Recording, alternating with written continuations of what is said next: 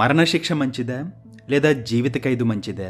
ఒక పార్టీలో మేధావులు బాగా డబ్బున్నోళ్ళు చేస్తున్న కన్వర్జేషన్ ఇది.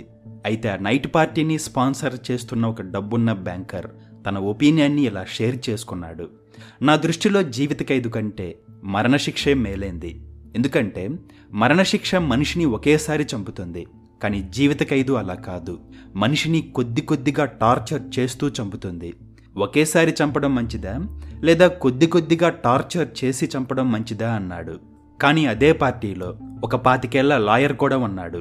అతనేమన్నాడంటే, మరణశిక్ష జీవిత ఖైదు రెండూ అనైతికమే, కానీ ఒకవేళ నన్ను ఆ రెండింటిలో ఏదో ఒకటి ఎంచుకోమంటే నేను జీవిత ఖైదీనే ఎంచుకుంటాను.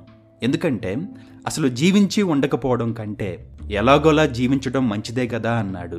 సో లాయర్ మాటలకి బ్యాంకర్కి కోపం వచ్చి టేబుల్ మీద పిడికిలతో గట్టిగా గుద్ది లాయర్పై అరిచాడు. నువ్వు చెప్పిందంతా బుల్షిట్. నువ్వు ఖైదీగా 5 సంవత్సరాలు కూడా ఉండలేవని నేను 2 మిలియన్స్ని బెట్ కాస్తున్నా అన్నాడు. మీరు నిజంగా అదే మాట మీద ఉంటే నేను మీ బెట్ని యాక్సెప్ట్ చేస్తున్నాను, కానీ 5 ఇయర్స్ కాదు 15 ఇయర్స్ ఉంటా అన్నాడు. దాంతో పార్టీలో అందరికీ మజా వచ్చింది.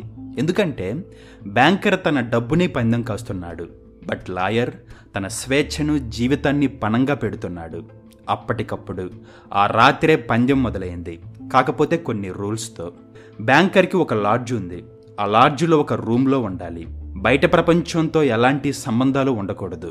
తినడానికి తిండి, తాగడానికి వైన్, మ్యూజిక్ వాయించుకోవడానికి పియానో, చదవడానికి బుక్స్.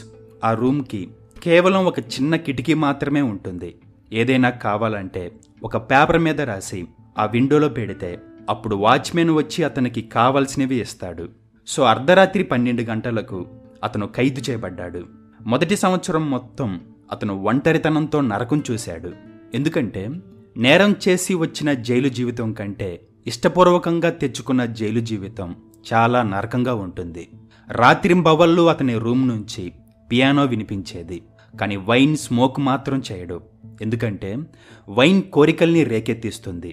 కోరికలు ఖైదీలకి బద్ధ శత్రువులు అని రాసుకున్నాడు. ఇక బుక్స్ విషయానికి వస్తే మొదటి సంవత్సరం అతను చాలా తేలికైన బుక్స్ మాత్రమే చదివేవాడు. బట్ 2వ సంవత్సరం అతని గదిలో పియానో మోగబోయింది. గొప్ప బుక్స్ మాత్రమే చదివేవాడు. ఇక 5వ సంవత్సరం మళ్ళీ పియానో వినిపించేది. దానితో పాటు వైన్ కావాలని అడిగేవాడు. ఇక 7వ సంవత్సరం పియానో లేదు, బుక్స్ చదవడం లేదు. కేవలం తిని తాగి పడుకునేవాడు. కోపంగా గొనుక్కునేవాడు. కొన్నిసార్లు రాయడానికి ట్రై చేసేవాడు. రాత్రంతా కూర్చొని గంటల తరబడి రాసి ఉదయాన్నే రాసిందంతా చించేసేవాడు. ఆ సంవత్సరం గట్టిగా కూడా ఏడ్చేవాడు. ఇక 8వ సంవత్సరం రకరకాల లాంగ్వేజెస్, ఫిలాసఫీ, హిస్టరీని అధ్యయనం చేయడం మొదలుపెట్టాడు. ఆ తర్వాత 10వ సంవత్సరం శ్రద్ధగా టేబుల్ దగ్గర కూర్చొని కేవలం పవిత్ర గ్రంథాన్ని చదవడం మొదలుపెట్టాడు.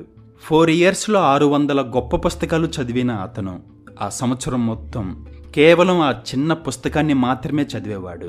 దాంతో బ్యాంకర్కి మతిపోయింది. ఇక లాస్ట్ 2 ఇయర్స్ వెచ్చలివిడిగా చదవడం మొదలుపెట్టాడు. ఒక వరుస క్రమం అంటూ లేదు. కొన్నిసార్లు బయాలజీ, కొన్నిసార్లు షేక్స్పియర్, మరి కొన్నిసార్లు కెమిస్ట్రీ, నావెల్స్, ఫిలాసఫీ చదివేవాడు. అతను చదివే విధానం ఎలా ఉంటుందంటే, తన పడవ మునిగిపోతున్నప్పుడు సముద్రంలో ఈదుతూ చేతికి దొరికిన కొయ్య దొంగని పట్టుకొని ప్రాణాలు కాపాడుకోవడానికి ట్రై చేస్తున్నట్టుగా ఉంది. టైం రానే వచ్చింది. టుమారో 12 గంటలకి పందెం ముగిసిపోతుంది. కానీ ఈ 15 ఇయర్స్లో బ్యాంకర్ దివాలా తీశాడు. స్టాక్ మార్కెట్లో నష్టాలు, విపరీతమైన అప్పులు, మితిమీరిన జల్సాలు. ఇక ఈ పందెంతో అతని దగ్గరున్న 2 మిలియన్స్ కూడా పోతే అతను రోడ్డు మీద పడాల్సిందే. దాంతో నైట్ మొత్తం ఆలోచించి ఖైదీని చంపేద్దాం అనుకొని ఖైదీ రూమ్ దగ్గరికి వెళ్తాడు. రూమ్ మొత్తం నిశ్శబ్దం. ఖైదీ తన మోకాళ్ళ మీద తలని వాల్చి నిద్రపోతున్నాడు. అతని అవతారం ఎలా ఉందంటే, చూడ్డానికి ఒక కర్రలా ఉన్నాడు. అది చూసిన బ్యాంకర్ చంపడం ఇంకాస్త ఈజీ అనుకున్నాడు. ఇంతలో టేబుల్ మీద ఒక లెటర్ కనపడింది. బ్యాంకర్ దాన్ని నెమ్మదిగా తీసి చదవడం మొదలుపెట్టాడు. అందులో ఏముందంటే, రేపు 12 గంటలకు నాకు స్వేచ్ఛ లభిస్తుంది. నేను నా తోటి మనుషులను కలిసే హక్కు పొందుతాను. కానీ ఈ రూమ్ని వదిలి వెళ్లేలోపు మీతో కొన్ని విషయాలు షేర్ చేసుకోవాలి అనిపించింది. లాస్ట్ 15 ఇయర్స్గా నేను లైఫ్ని స్టడీ చేశాను. మేధావులు రాసిన పుస్తకాలు చదివాను. నేను ప్రత్యక్షంగా అనుభవించకపోయినా పరోక్షంగా బుక్స్ రూపంలో అన్నీ అనుభవించాను.